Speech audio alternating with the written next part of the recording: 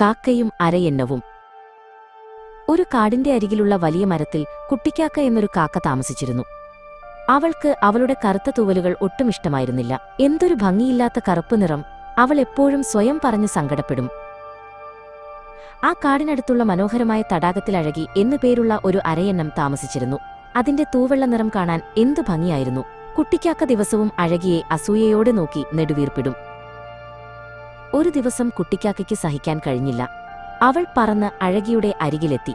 "അഴകി, നിനക്കെങ്ങനെയാണ് ഇത്ര മനോഹരമായ വെള്ളനിറം കിട്ടിയത്? എന്റെ ഈ കറുപ്പ് നിറം കാരണം എനിക്കെന്നെ തന്നെ ഇഷ്ടമല്ല," അവൾ കരച്ചിലോടെ ചോദിച്ചു. അഴകി പുഞ്ചിരിയോടെ പറഞ്ഞു, "പ്രിയപ്പെട്ട കൂട്ടുകാരി, ഓരോരുത്തർക്കും അവരവരുടെ ഭംഗിയുണ്ട്. നീയായിരിക്കുന്നതാണ് ഏറ്റവും നല്ലത്. നിന്റെ കറുത്ത തിളങ്ങുന്ന തൂവലുകൾക്ക് അതിന്റേതായ സൗന്ദര്യമുണ്ട്."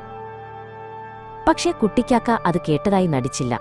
"ഇല്ല, എനിക്കും നിന്നെപ്പോലെ വെളുത്ത നിറം വേണം," അവൾ വാശി പിടിച്ചു. "ഞാനും ഇനി മുതൽ ഈ തടാകത്തിൽ താമസിക്കാൻ പോവുകയാണ്. നിന്നെപ്പോലെ വെള്ളത്തിൽ ജീവിച്ചാൽ എന്റെ നിറവും മാറിയേക്കാം."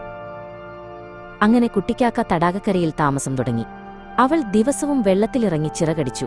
അരയന്നങ്ങളെപ്പോലെ വെള്ളത്തിലെ ചെടികളും ചെറു ജലജീവികളെയും കഴിക്കാൻ ശ്രമിച്ചു. എന്നാൽ ആ ഭക്ഷണം കുട്ടിക്കാക്കയ്ക്ക് ഒട്ടും ഇഷ്ടപ്പെട്ടില്ല.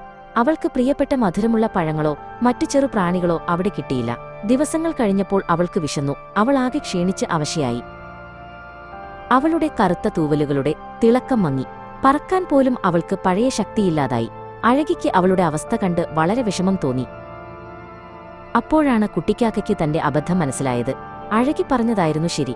ഞാനായിരിക്കുന്നതായിരുന്നു ഏറ്റവും നല്ലത്. ഒരു കാക്കയായി ജീവിക്കുമ്പോഴായിരുന്നു എനിക്ക് സന്തോഷവും ആരോഗ്യവും ഉണ്ടായിരുന്നത്, അവൾ തിരിച്ചറിഞ്ഞു. ക്ഷീണിച്ചെങ്കിലും കുട്ടിക്കാക്ക തന്റെ പഴയ മരത്തിലേക്ക് തിരികെ പറന്നു. അവിടെ എത്തി തനിക്കിഷ്ടപ്പെട്ട ഒരു ചുവന്ന പഴം കൊത്തിത്തിന്നപ്പോൾ അവൾക്ക് സമാധാനമായി. അതിനുശേഷം അവൾ ഒരിക്കലും തന്റെ കറുപ്പ് നിറത്തെക്കുറിച്ച് ദുഃഖിച്ചില്ല.